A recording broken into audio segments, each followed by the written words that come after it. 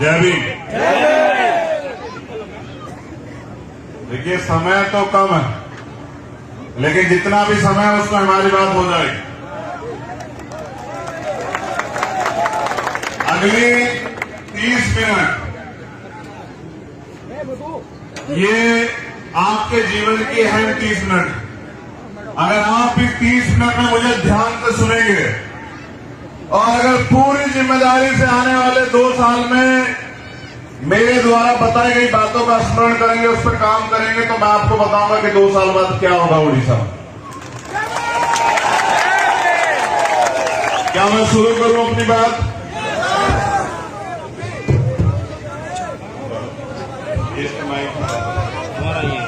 बैठ जाओ, बहुत शांति से बैठ जाओ। अभी तुम लोग जो है अपना दिमाग और ध्यान जो है वो मेरी बातों पर रखो।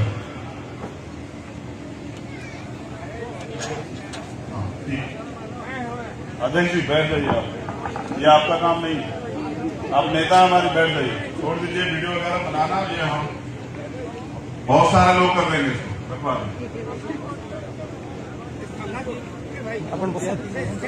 जोहार जय भीम। आपण माने सबे केंता छन मोई आपण मान को देखभाल के आशी छे। आपण मानकर सांगे भेंट हेकारी बहुत खुशी लागला। देखिए ये हमारे नेता, हमारे प्रदेश अध्यक्ष लंकेश रावण जी ने मुझे दिया और कहा कि आपको जरूर बोलना। अब मैं अपने नेताओं की बात बहुत मानता हूं, तो यहां वो काम करते हैं हमारे नेता हैं, तो उनकी बात मानना बहुत जरूरी है। तो सबसे पहले तो मैं धन्यवाद देता हूं उड़ीसा के लोगों का। यहां उपस्थित इस गर्मी में हमारे नौजवान साथी, हमारे जिम्मेदार बुजुर्ग, हमारे छोटे भाई बच्चे, हमारी माताएं बहनें जो कड़ी धूप में भी यहां बैठी हैं, मैं उन सबका धन्यवाद देता हूं कि आपने मुझे अवसर दिया यहां आने का और अपनी बात को रखने का। देखिए मैं भारत के सभी हिस्सों में घूमता हूं, पूरे भारत का कोना कोना जो है वो छानता हूं। तुम लोग ये छोड़ दो ना, खाई क्यों कर रहे हो? दूसरे लोग बना बैठो। भीम आर्मी का एक कार्यकर्ता मुझे दिखाई ना दे, जो मुझे डिस्टर्ब करेगा ना वो मेरा कार्यकर्ता नहीं हो सकता है। तो मैं पूरे देश में घूमता हूं और हर 200 किलोमीटर पे भारत की बोली बदल जाती, रंग बदल जाता है, कद बदल जाता है, खाना पीना खान पान बदल जाता है, भाषा बदल जाती है। लेकिन पूरे भारत में जब मैं जाता हूं तो वंचित वर्ग के लोग, एससी, एसटी, ओबीसी और माइनॉरिटी की समस्याएं नहीं बदलती, उनका दर्द नहीं बदलता है, उनकी परेशानियां नहीं बदलती हैं, उनकी जो समस्याएं हैं, जिस चुन जाति का वो लोग शिकार है वो नहीं बदलती। सरकारें बदलती, कहीं किसी की सरकार है, कहीं किसी की सरकार है, हमारी तो नहीं है। जिस दिन हमारी सरकार होगी तो समस्याएं नहीं होगी। लेकिन किसी की भी सरकार हो, लेकिन वो सरकारें सिर्फ और सिर्फ हमें वोटर समझ के बड़ी बड़ी बातें करके ठगने का काम करती है। आज भी जो वास्तविक परिवर्तन होना चाहिए था वो नहीं हुआ। जैसे नेताओं के लिए मंच है, नेता लोग मंच पर बैठेंगे और जो लोकतंत्र की मालिक है जनता, जो नेता बनाती है वो जमीन पर बैठे। देखिए कितने नाइंसाफी, नेता लोगों के लिए कूलर लगा हुआ है और जो वहां बैठे हैं, जिनकी वजह से हमारा वजूद है, जो धूप में बैठे, जो हमसे ज्यादा प्यार करते हैं, जो हमसे ज्यादा उम्मीद रखते हैं, वो गर्मी में बैठे हैं। मैं इस व्यवस्था के खिलाफ। अगर आप परिवर्तन चाहते हैं तो पहला परिवर्तन आपको अपने आप करना पड़ेगा। अगर आप चाहते हैं हवा तो हवा सबके लिए हो, आप चाहते हैं सम्मान तो सम्मान सबके लिए हो, आप चाहते हैं न्याय तो न्याय सबके लिए हो। अब मैं अपनी बात की शुरुआत करूंगा और मैं आशा उम्मीद करूंगा कि मैंने कूलर आपके लिए नहीं हटवाया उधर, तो उसके आगे मत खड़े हो और तुम लोग पीछे हो जाओ। मुझे सुरक्षा की जरूरत नहीं, बिल्कुल नहीं, बिल्कुल पीछे हो जाओ, मुझे कोई इस मंच से आगे नहीं दिखाई देगा। देखो एक दिन तो मौत आनी, कैसी दुरुस्ता, कोई सुरक्षा नहीं। आपका प्यार, आपका आशीर्वाद, आपका विश्वास बहुत है मेरे जीवन के लिए। चाहे जीवन छोटा हो, लेकिन मैं इस जीवन को टिकाऊ बना के रखूंगा, बिकने नहीं दूंगा, स्वाभिमानी बनाकर रखूंगा।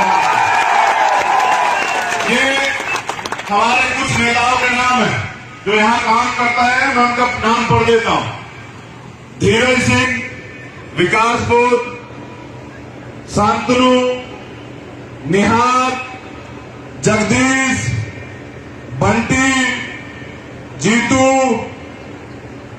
धनंजय, उमाकांत, लादा, सुना, आकाश, आशीष, प्रदीप, चीनू, जगजीवन, राजेश दास, कमल, अभय, नरेंद्र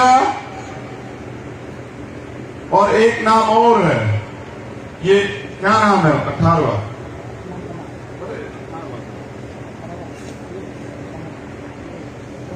वरुण। चलिए, धन्यवाद। एक मेरे पास इतनी बड़ी एक कागज है जिसमें समस्याएं लिखी है उड़ीसा की, मैं इनको भी आपके आगे पढ़ देता हूं, क्योंकि यहां के मुख्यमंत्री के लिए मैसेज संदेश भी देना बहुत जरूरी है। तो मैं सबसे पहले तो धन्यवाद करता हूं यहां के प्रशासन का, पुलिस का, जिन्होंने हमें परमिशन दी। लेकिन उसके साथ जो है, जो यहां की वास्तविकता है, वो भी मैं आपको बता देता हूं। जो मुझे बताई गई है, बताया गया कि यहां सरकारी जमीन बहुत है, लेकिन सरकार की नीयत नहीं हमारे लोगों को देने की। इसलिए हमारे लोग जो हैं तमाम तरह की समस्याओं से परेशान हैं। तो सरकार को चाहिए कि वो हमारे लोगों को जमीन दे। यहां अन्याय अत्याचार बहुत होता है, भेदभाव, जातिवाद, छुआछूत। अभी मैं आ रहा था तो मैंने देखा कुत्ते को जो है, कुत्ते के बच्चे को एक फैमिली ने गाड़ी में बिठाया था। वो कुत्ते के बच्चे को, जो कि जानवर है, मेरी कुत्तों से लड़ाई नहीं है, लेकिन वो उस कुत्ते के बच्चे को भी गोदी में उठा के प्रेम कर रहे थे। लेकिन यहां इंसानों से भेदभाव होता है, छुआछूत होती है। वो इंसान जो पढ़ा लिखा है, जो मेहनत करता है, ये जो गैर बराबरी है, ये बहुत ज्यादा है यहां उड़ीसा में। यहां मैंने सुना अखबार के माध्यम से कि एक बच्ची ने फूल तोड़ दिया, तो उस फूल तोड़ने में उस पूरे समाज का बहिष्कार कर दिया गया। बताओ। और कहते हैं कि भारत लोकतंत्र से चल रहा है, उड़ीसा में लोकतंत्र है, तो ये तो लोकतंत्र नहीं है। यहां कारखाने बहुत हैं, 15 लाख से ज्यादा बंधुआ मजदूर इस राज्य से बाहर जाते हैं। यहां नौजवानों की आबादी 50% से ज्यादा है, लेकिन नौजवानों को रोजगार नहीं है। यहां हीराकुंड डैम है, जिसका पूरा डिजाइन बाबा साहब भीमराव अंबेडकर ने बनाया, लेकिन कहते हैं कि वहां बाबा साहब की स्टैचू नहीं है। यहां महिलाओं पर शोषण खूब होता है और बड़े पैमाने पर होता है। रेप होते हैं, हत्याएं होती, छेड़छाड़ होती है। चलिए, मैं मानता हूं कि कुछ लोग ऐसी विचारधारा के हैं तो होता है, लेकिन भारतीय संविधान प्रत्येक व्यक्ति को न्याय का अधिकार देता है जन्म से, लेकिन न्याय नहीं मिलता है। जैसे स्नेहलता क्षेत्रीय का मामला है, जैसे बेबीना का मामला है, जैसे कुंडली की जो पीड़िता है उसका मामला है, आज तक उनको न्याय नहीं मिला। यहां SC/ST एक्ट तो है, लेकिन FIR दर्ज नहीं होती। यहां पुलिस प्रशासन के लोग हैं। मैं उनको भी बताना चाहता हूं कि आपको जो तनख्वाह मिलती है ना सर, वो सरकार तो देती है, लेकिन वो पैसे हमारे पैसे से जाते हैं, हम लोग टैक्स देते हैं। आपको तनख्वाह इसलिए मिलती है कि आप न्याय करें, अपराधी को अरेस्ट करके जेल में डालें, जो वंचित कमजोर वर्ग के लोग हैं, जिनके साथ अन्याय हो, कोई भी हो, उनकी मदद करें। आरोपियों को संरक्षण देने के लिए, अपराधियों को संरक्षण देने के लिए तनख्वाह नहीं मिलती है आपको। ये अपना चाल चरित्र बदलिए। ये संविधान से चलने वाला देश है, ये सरकारें बदलती रहती है। कल हमारी सरकार आ जाएगी, तब भी आप नौकरी यही करोगे, कहां जाओगे फिर? ये अन्याय अत्याचार करने वालों को बढ़ावा मत दो, कल आपके परिवार की तरफ भी आंख उठा लेंगे। तो ऐसी विचारधारा के लोगों का समर्थन मत करो। यहां CNPR NRC पे जब आंदोलन हुआ, पूरे देश में विरोध हुआ, लेकिन वो जो गैर बराबरी बढ़ाने वाला, भाईचारा तोड़ने वाला कानून था, ये जो वर्तमान की सरकार है, ये उसका समर्थन कर रही थी लोकसभा में। हमें ऐसे लोगों से सावधान रहने की जरूरत है। यहां वेदांता ग्रुप जो है, सरकार ने आदिवासियों की जमीन, हमारे परिवार की जमीन उनको दे दी है। चिंता मत करो, ये मेरा स्टेटमेंट है, याद रखना। चाहे अडानी अंबानी को केंद्र सरकार जमीन दे या सरकारी उपक्रम दे, या यहां वेदांता किसी भी इंडस्ट्री को ये सरकार जमीन दे, एक एक पाई का हिसाब होगा, याद रखना, बेफिक्र रहना। आपके हिस्से के अधिकार तो मैं छीन लूंगा इनसे और बांटूंगा अपने लोगों में। एक और कल मामला मेरे सामने आया था, वो था all Orissa para medical staff association, जो कोरोना वॉरियर्स है, जिन्होंने 9 महीने उनको नौकरियां देने का काम करे। उनकी बात तो सुने, कोरोना का बहाना बना के ये सब चीजें नहीं चलेगी। आप उनके अधिकारों को नहीं नकार पाएंगे। और अब मैं अपनी बात शुरुआत करता हूं, जो मुझे आपसे कहनी है, जिसको कहने के लिए मैं यूपी से चल के यहां आया। करुणा के सागर तथागत गौतम बुद्ध, संत शिरोमणि सतगुरु रविदास जी महाराज, भगवान वाल्मीकि महाराज, गुरु नानक देव, संत कबीर, परिवर्तन के नायक राष्ट्रपिता ज्योतिबा फूले, मां फातिमा शेख, मां सावित्रीबाई फूले, आरक्षण के जनक छत्रपति साहू जी महाराज, और वीर परमवीर योद्धा जिनका आज परिनिर्वाण दिवस है, छत्रपति शिवाजी महाराज, नारायण गुरु, पेरियर रामा नायकर स्वामी, पेरियर लल्लई यादव, बाबू जगदेव प्रसाद कुशवाहा, जननायक कपूरी ठाकुर, मान्यवर दीना भाना वाल्मीकि साहब, परम पूजनीय विश्व रत्न बाबा साहब डॉक्टर भीमराव अंबेडकर,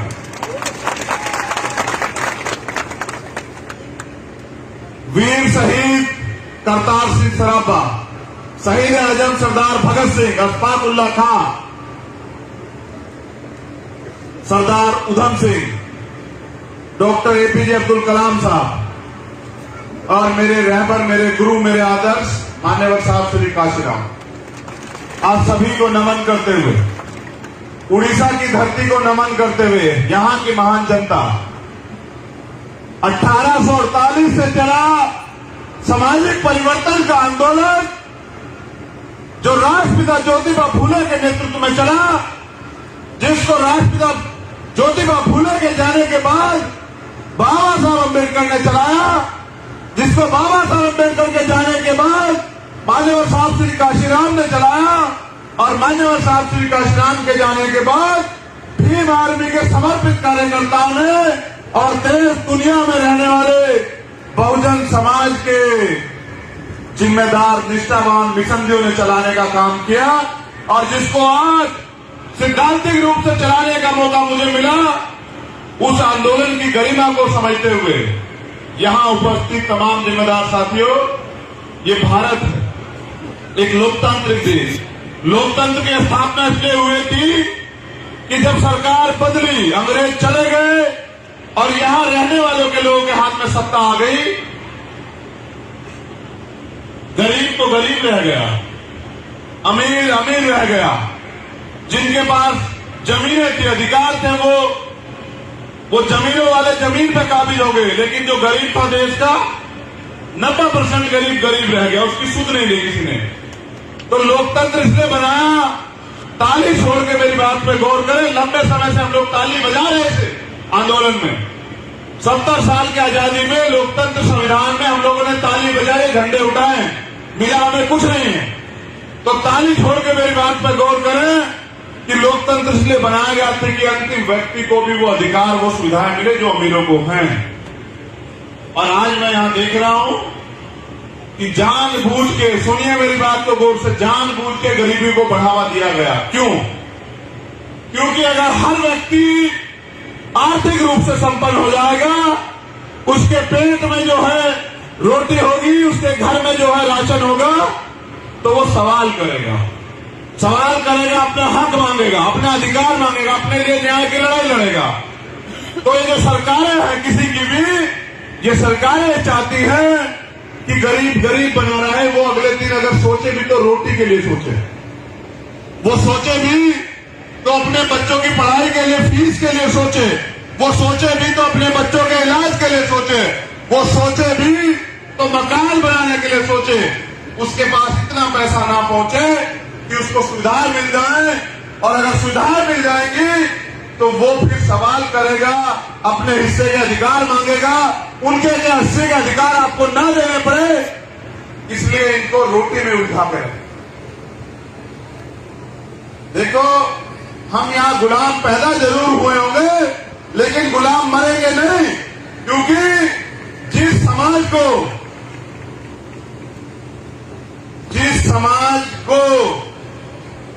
गुलामी की आदत पड़ जाती है, जिस समाज को मुफ्त में खाने की आदत पड़ जाती है, जैसे सरकार देती है ना, 2 रुपए किलो चावल, 1 रुपए किलो चावल, 4 रुपए किलो चावल, जिस समाज को मुफ्त में खाने की आदत पड़ जाती है, वो समाज कभी क्रांति नहीं कर सकता। और जो समाज क्रांति नहीं कर सकता है, वो कभी शासक नहीं बन सकता है। और जो समाज शासक नहीं बनेगा, उसको ना न्याय मिलेगा, ना अधिकार मिलेगा। और जिस समाज के पास शासक की जिम्मेदारी नहीं होगी, शासक वर्ग जो समाज नहीं होगा, उनकी बहन बेटियों के साथ अन्याय अत्याचार जारी रहेगा, उनका सामाजिक बहिष्कार भी होगा, मूछें रखने पे उनकी हत्याएं भी होंगी, घोड़ी पे चढ़ने पे उनको बेइज्जत भी किया जाएगा, आगे बढ़ने पे उनके रास्ते रोके भी जाएंगे, उनको जो तमाम तरह से तड़फाया जाएगा, पिछाड़ा जाएगा। ये उन लोगों के साथ होगा जो शासक वर्ग नहीं होंगे। बाबा साहब अम्बेडकर ने जिस दिन वोट का अधिकार आपको दिलाया ना, 1 वोट वन बल्ले, राष्ट्रपति की वोट का भी वही कीमत है, और आप गरीब आदमी की वोट की भी वही कीमत है, मेरी माँ बहनों की वोट की भी वही वैल्यू है। तो जब उन्होंने वोट का अधिकार दिलाया तो उन्होंने हंसते हुए पता है क्या कहा कि आज मैंने रानी का पेट काट दिया, आज मैंने रानी का पेट चीर दिया है, आज के बाद वो राजा जो है वो आपकी वोट से तैयार होगा। तो भारत के अंदर और उड़ीसा में 90% बहुजन समाज के लोग, जो SC, ST, OBC माइनॉरिटी के जो लोग हैं, उनका राज आएगा। मगर राज तो आपका नहीं आया भाई। क्यों नहीं आया? इसलिए नहीं आया क्योंकि राज को छीनने की चेतना आपके अंदर जागरूक नहीं हुई। राज होता क्या? राज होता है इस देश पे आपका हक अधिकार, इस देश के सिस्टम पे आपका हक अधिकार, और वो मांगने से नहीं मिलेगा।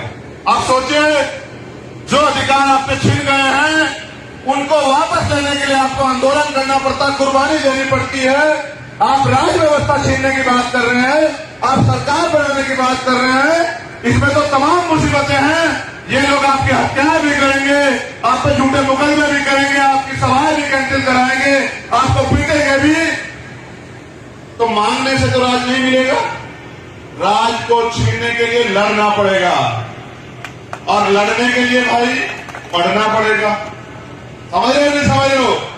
पहले अपनी पढ़ाई को मजबूत करो, और पढ़ाई को मजबूत करके इस देश में जो राज व्यवस्था है, जहां गरीब का बेटा भी नेता बन सकता है। क्या तुम में से कोई गरीब का बेटा नेता बना? बताओ, बना या नहीं बना? क्यों नहीं बना? आपका भाई नहीं खड़ा क्या आपके सामने? ये भी तो आपकी तरह गरीब का बेटा है। देखो सुनो, मेरे पिताजी प्राइमरी स्कूल के हेडमास्टर थे, और उनको नौकरी मिली बाबा साहब के दिया गए आरक्षण से। अगर आरक्षण ना होता तो आज चंद्रशेखर ना होता। तो जब मेरे पिताजी को नौकरी मिली तो उन्होंने अपनी सारी ताकत मुझे पढ़ाने पे लगाई, और जब मैं पढ़ा, मैंने मूवमेंट को जाना, मैंने महापुरुषों का इतिहास पढ़ा, मैंने लाठियां खाई, जेल झेली, लेकिन जब मैंने 16 महीने पहली बार जेल काटी ना, मैं हर एक रात ये जाग के जो है ना सोचा करता था कि मुझे कभी मौका मिलेगा तो मैं ये गुलामी अपने लोग की काट, जड़ से काट दूं मैं गुलामी, जो गुलामी हमारे लोगों पर थोपी गई है, जिस गुलामी की वजह से हमारे लोग आज भी रोटी रोटी के मोहताज। देखिए, हर एक दिन मैंने सोच के कहा था कि मैं मौत से नहीं डरता हूं, मैं जेल से नहीं डरता हूं, मैं मुकदमे से नहीं डरता हूं। मैं तो मुख्यमंत्री कहता हूं कि अगर हमारे लोगों पर अत्याचार होगा तो 2 अप्रैल जैसा आंदोलन यहां उड़ीसा में भी कर दूंगा, तुम जेल बंदी करके रखना। क्योंकि मेरे ऊपर जिम्मेदारी ज्यादा है, इसलिए उड़ीसा कम आता हूं। मैं पहली बार उड़ीसा भले आया, लेकिन आखिरी बार नहीं आया हूं। मैं बार बार उड़ीसा आऊंगा, क्योंकि आज आपने साबित कर दिया कि उड़ीसा के लोग परिवर्तन चाहते हैं। तो जब मैं जेल में था तो रोज ये सोचा करता था कि भाई ये कैसी जिंदगी, जहां ना तो बोलने का अधिकार है, ना ही घूमने का अधिकार है, ना ही चलने का अधिकार है, ना ही जो है वो अधिकार जो संविधान देता है वो अधिकार है। तो भाई ये कैसी जिंदगी, ये तो गुलामी है। तो मैंने कहा भाई ये गुलामी जो है काटनी, इसके लिए घर घर जाके लोगों को तैयार करना है। तो मैं तो धन्यवाद देता हूं यहाँ की टीम का, हमारे माननीय अध्यक्ष जी और उनके तमाम जिम्मेदार साथी, हमारी महिला नेत्री, हमारे इस मंच पे जो बैठे जिम्मेदार लोग हैं, मैं उन सबका धन्यवाद देता हूं कि उनकी मेहनत की वजह से उड़ीसा में आने का मुझे मौका मिला। अब मैं आपको बताता हूं लोकतंत्र होता क्या है, राज व्यवस्था में क्या क्या गारंटी जो है आपकी है। मेरी बात को गौर से सुनना अध्यक्ष जी आपकी।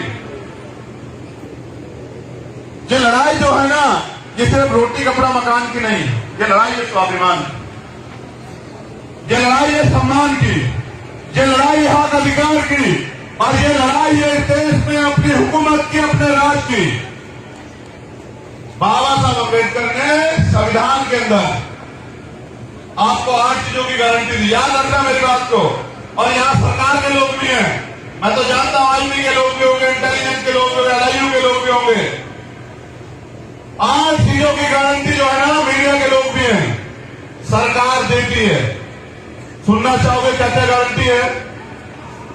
कितने लोग सुनना चाहते हैं? हाथ खड़े करके बताएं। चलो सुनो फिर। भारतीय संविधान में 8 गारंटी आपको मिली है कि जिसकी सरकार बनेगी वो उस प्रदेश में रहने वाले अंतिम व्यक्ति को भी ये देगी। क्या? रोटी, कोई भूखा नहीं रहेगा, सरकार की जिम्मेदारी।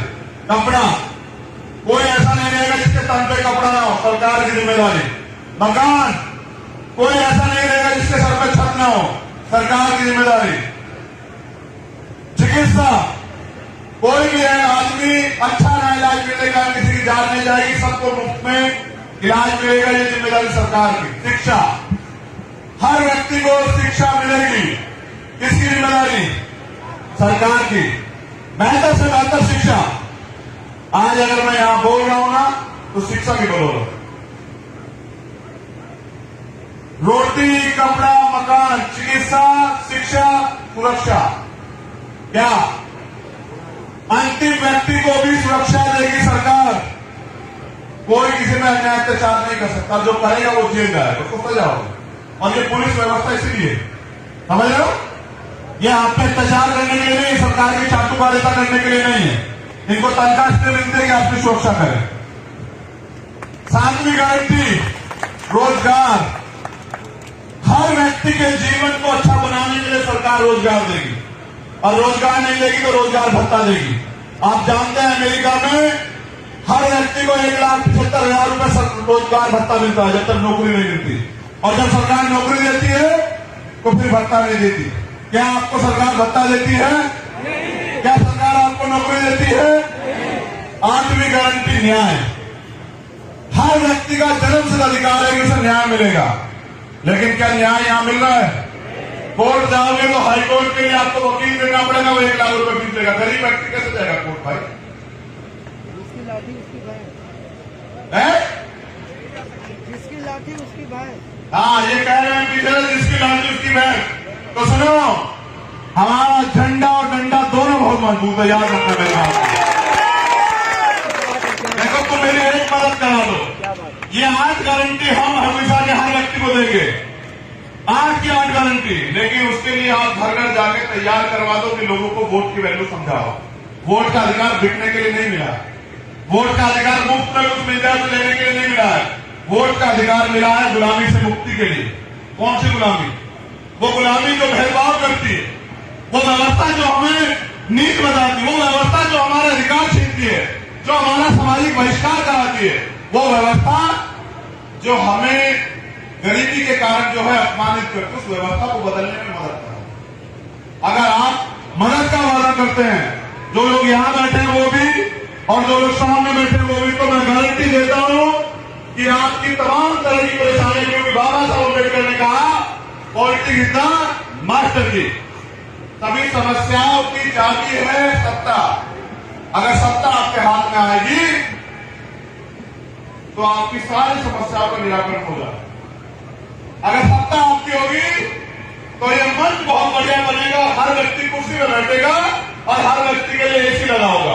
अगर सरकार आपकी होगी, सरकार आपकी नहीं होगी तो आप भी धूप में रहोगे, मैं भी धूप में रहूंगा। समझ रहे हो? ये लड़ाई रोटी कपड़ा मकान की नहीं है, ये लड़ाई हिस्सेदारी की, हकदारी की, कि आपका राजा आपके हाथ में सरकार आए, आप लोगों को चलाएं, लोगों के लिए व्यवस्था करें, ऐसा राज स्थापित करें कि कोई किसी पर जुल्म जाती ना हो। जैसे हमने तो बेगमपुरा राज संत श्रोमणी सतगुरु रविदास जी महाराज ने 600 साल पहले लिखा। कौन सा राज? बेगमपुरा राज। उन्होंने कहा ऐसा चाहूं राज में जो मिले सबरनु अन्न और छोड़ बड़े सत्संग बसे रविदास रहे पर। कैसा राज?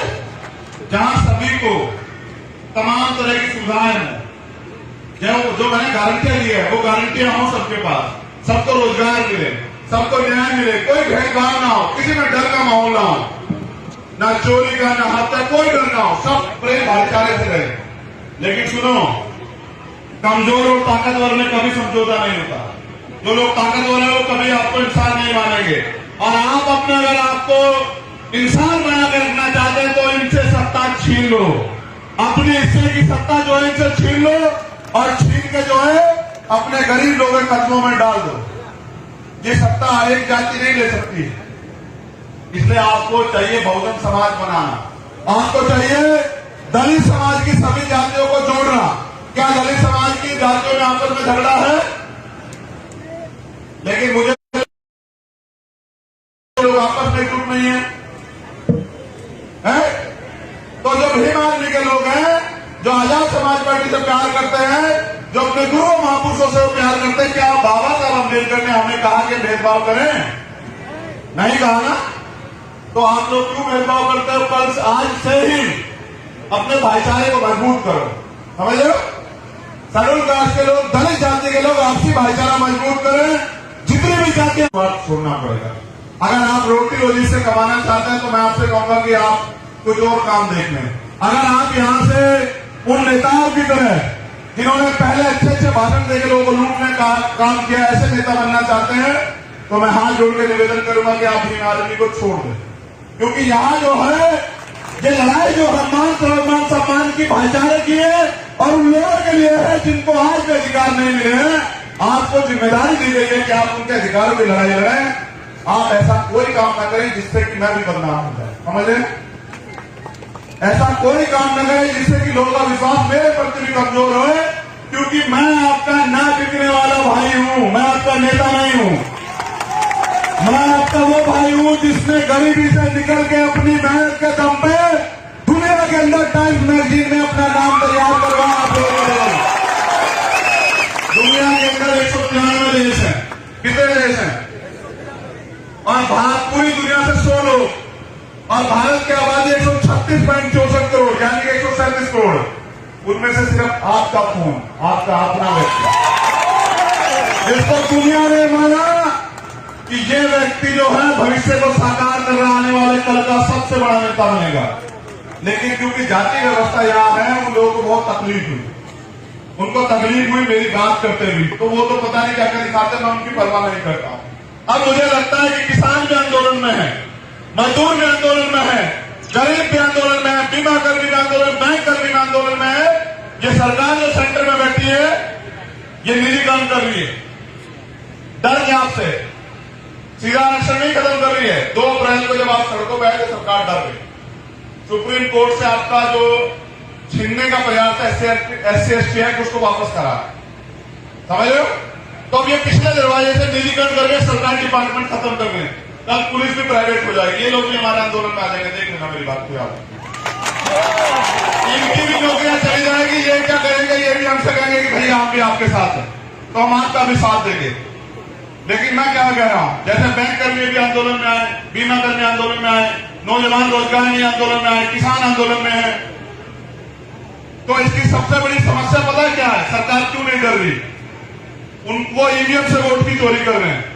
और मैंने तय किया कल 2 अप्रैल के आंदोलन के दिन इस आंदोलन को आगे बढ़ाते, कुर्बानी के जज्बे को जिंदा रखते हुए, अपने शहीदों के सपनों को याद रखते कि एक तो सबसे पहले ईवीएम का इलाज करेंगे,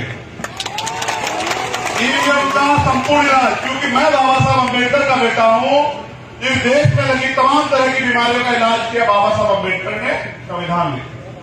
और जो बची कुछ बीमारियां जैसे ईवीएम, निजीकरण, कोलोजियम सिस्टम और जो तमाम तरह की बीमारियां हैं, धार्मिक अत्याचार, मॉब लिंचिंग, इसका इलाज जो है वो भीम आर्मी करेगी। इसलिए आने वाले कल में एक बहुत बड़ा आंदोलन, देश का सबसे बड़ा आंदोलन आपको देखने को मिलेगा ईवीएम के खिलाफ। मैं बहुत दिन पहले कर देता। क्या आपको मेरी शक्ति पे भरोसा नहीं है? क्या आप नहीं मानते? आपने गुरु घर जब टूटा दिल्ली का आंदोलन हमारा देखा था, नहीं देखा था? मैं ये आंदोलन बहुत पहले कर देता, लेकिन मैंने इसलिए नहीं किया। मैं उन नेताओं की इंतजार देख रहा था जो चुनाव में वोट मांगने तो आते हैं और चुनाव के बाद कहते ईवीएम से हरा दिए गए। जब मैंने देखा कि उन्हें कुछ करना ही नहीं है, वो तो सिर्फ और सिर्फ अपनी रोटी रोजी चला रहे हैं, तो मैंने समझा कि बाबा साहब अम्बेडकर ने ये कहा कि राजनीति में हिस्सेदारी न करने का सबसे बड़ा नुकसान यह है कि अयोग्य लोग आपके ऊपर शासन कर रहे हैं और करते रहेंगे। आज चाय बेचने वाले देश चला रहे, देश बेच रहे हैं, और जिनको देश चलाना चाहिए, संविधान को मानने वाले लोग, वो लोग सड़कों पे बैठे हैं। तो मैंने जिम्मेदारी अपने कंधों पे ली, क्योंकि मेरे गुरु, मेरे आदर्श मान्यवर साहब श्री काशीराम ये कहते थे कि मुर्दा लोग मिशन नहीं चलाते, मुर्दा लोग मिशन नहीं चलाते हैं और जिंदा लोग रुकने नहीं देते। तो मैंने एमपी एमएलए बनना स्वीकार नहीं किया। एमपी एमएलए बनना होता तो मैं वहां होता, यूपी के अंदर, उड़ीसा में नहीं होता। मैंने तय किया कि मैं मान्यवर काशीराम साहब के सिद्धांतों पर चल के, आदर्शों पर चल के पूरे देश में घूम घूम के वंचित वर्ग के लोगों को इकट्ठा करूंगा, उनके अंदर राजनीतिक चेतना जागरूक करूंगा, और रिक्शा चलाने वाला, साइकिल चलाने वाला, मजदूरी करने वाला, भट्टे पे काम करने वाला, साहूकार के यहाँ नौकरी करने वाला हर एक व्यक्ति जो है सोचेगा कि किस तरह हम राज नामने इस देश हमें। इसलिए मुझे अपने लोगों में राजनीतिक चेतना स्थापित करनी है कि वो समझे कि राज की व्यवस्था में कितनी ताकत है। सरकार भगवान तो नहीं होती भाई, लेकिन भगवान से कम भी नहीं, समझ रहे हो? एक मरे हुए आदमी को जिंदा नहीं कर सकती सत्ता, वरना सारे काम कर सकती है। आप भगवान से रोज मांगते हैं कि मुझे दे दो, मुझे दे दो। आप सत्ता बना लो, आप मांगोगे बाद में, आपको पहले मिल जाएगा। आप याद रखना मेरी बात। मनीष, ये इधर देखो कितने लोगों ने हाथ बार का देखा जरा एक बार। चलो अब हाथ नीचे करो। देखो भाई, तमन्ना अगर सच्ची हो तो रास्ते 1000 होते हैं, तमन्ना अगर झूठी है तो बहाने 1000 होते हैं। तुम सच्ची तमन्ना करके जितने लोग बैठे हो, अगर इतने लोग काम पे निकल जाओगे तो मैं गारंटी देता हूं बेटा आधे लोग भी, तो यहाँ पे 90% जो है आबादी वो बहुजन समाज की है, SC ST OBC माइनॉरिटी की है। और अगर आप उनको जाके वोट की वैल्यू समझा दोगे, सत्ता की कीमत समझा दोगे, तो मैं गारंटी से कहता हूं कि राज यहाँ आपका आ जाएगा। और जब आपका राज आएगा ना, तब यहाँ गरीब असली आजादी देखेंगे, समझ रहे हो? तो तुम्हें इस गुलामी की जिंदगी से बुरा नहीं लगता? तुम्हें नहीं लगता कि गुलामी की जिंदगी खत्म होनी चाहिए? बताओ कितने लोगों को लगता है कि गुलामी खत्म होनी चाहिए? तो गुलामी मांगने से खत्म तो नहीं होगी। मांगने से क्या मिलता है? मांगने वाला क्या होता है? तो तुम लोग भिखारी हो गए। तो फिर मांगने वाला क्यों बने हो? देने वाला क्यों नहीं बनना चाहते? देने वाला बनने के लिए देने वाली सोच भी चाहिए। तो आपसी भाईचारा स्थापित करो। तुम्हें जातियों में दूसरे लोगों ने बांटा, तुमने जातियां नहीं बनाई, समझ रहे हो? इंसान की जाति नहीं होती। अगर जाति होती तो मैं पूरी ईमानदार से कह रहा हूं कि आप किसी भी व्यक्ति को जो पैदा हो जाए बच्चा, किसी भी दूसरे व्यक्ति के घर में, वो किसी भी जाति धर्म का, उसको रखवा दो और वहां वो पले बड़े, क्या आप बता दो किस जाति का? नहीं बता सकते ना। तो जातियां इंसानों में नहीं होती, जातियां तो होती है जानवरों में, जिनको पहचानना पड़ता है। यहाँ तो हम एक जैसे लोग हैं, ये जाते इसलिए बनाए क्योंकि जाते की वजह से कुछ लोगों को फायदा है, और कुछ लोगों को ये फायदा है कि वे कहते हैं कि आपको जाति की वजह से नीच है। हम ना तो जाति की वजह से नीच है, ना काम की वजह से नीच है। हम काम कमा के खाते हैं, मेहनती लोग हैं हम, जो है चोर लुटेरे घुसपैठे नहीं, समझ रहे हो? तो अब ये बताओ, अपना राज लाओगे नहीं लाओगे? बताओ, दोनों हाथ उठा के बताओ, खड़े हो जाओ तुम लोग, खड़े हो जाओ, कोई नहीं बैठेगा यहाँ, सब खड़े हो जाओ, दोनों हाथ उठा के बताओ, अपना राज लाओगे नहीं लाओगे? बताओ, इस गुलामी को काटोगे नहीं काटोगे? बताओ, गरीबों का राज आएगा नहीं आएगा? बताओ, ये देश जो है बाबा साहब अम्बेडकर का सपना पूरा करेगा नहीं करेगा? बताओ, उड़ीसा में खुशहाली आएगी या नहीं आएगी? बहुत बहुत आभार यहाँ आने के लिए, मुझे सुनने के लिए, प्यार देने के लिए, विश्वास दिखाने के लिए। बस मैं आपसे वादा करता हूं पूरी ईमानदारी से कि मैं अपने लहू का आखिरी कतरा कतरा आपके पैरों में, चरणों में निछावर कर दूंगा, लेकिन आपको झुकने नहीं दूंगा, याद रखना। आपका स्वाभिमान दिखने नहीं दूंगा। मैं आपका वो खून हूं जो बिकाऊ नहीं है, वो नोट नहीं बना जो आपके भाई को खरीदने बस आपके साथ की जरूरत। जय भीम, जय भीम, जय भारत, जय संविधान, जय विज्ञान, जय लोकतंत्र और उड़ीसा की जनता की जय, गरीबों की जय, नौजवानों की जय, महिलाओं की जय, बच्चों की जय, हमारे सम्मानित बुजुर्गों की जय, आप सभी का मंगल। तथागत के अनुकंपा आप सब लोगों पे बनी रहे, आप दीर्घायु हो, सुख रहे और आपका परिवार तरक्की करे। बस आखिरी बात, बहुत जरूरी बात, ये जो महिलाएं हैं ना, ये हमारा सम्मान है। महिलाओं की इज्जत करना सीखो, इनसे पैदा होते इनका सम्मान करना सीखो, माताओं बहनों का सम्मान करना सीखो, बड़ों का सम्मान करना सीखो। ये हमारा गौरव। आप सब लोग जो हैं, मेरी हाथ जोड़ के विनती है कि सारे लोग नीचे उतर जाओ, समय बहुत कम है, जल्दी उतर जाओ, बस महिलाएं मंच पे रहें और सब लोग उतर जाओ, जल्दी फटाफट उतर जाओ, जल्दी उतर जाओ, कोई ना, 1 मिनट के अंदर सब लोग नीचे उतर जाओ और सारी महिला स्टेज पे आ जाओ, फटाफट आ जाओ, जल्दी आओ, आ जाओ, समय बहुत कम है, जल्दी आ जाओ।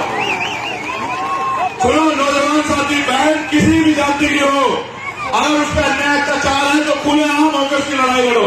ये मत देखो सामने कौन है, बहन किसी भी जाति की हो, उसके स्वाभिमान की रक्षा के लिए लड़ो, चाहे तुम्हारे प्राणों की बाजी की लग जाए, लड़ो। समझौता मत करो बहनों के सम्मान से, किसी धर्म की हो, कोई फर्क नहीं पड़ता।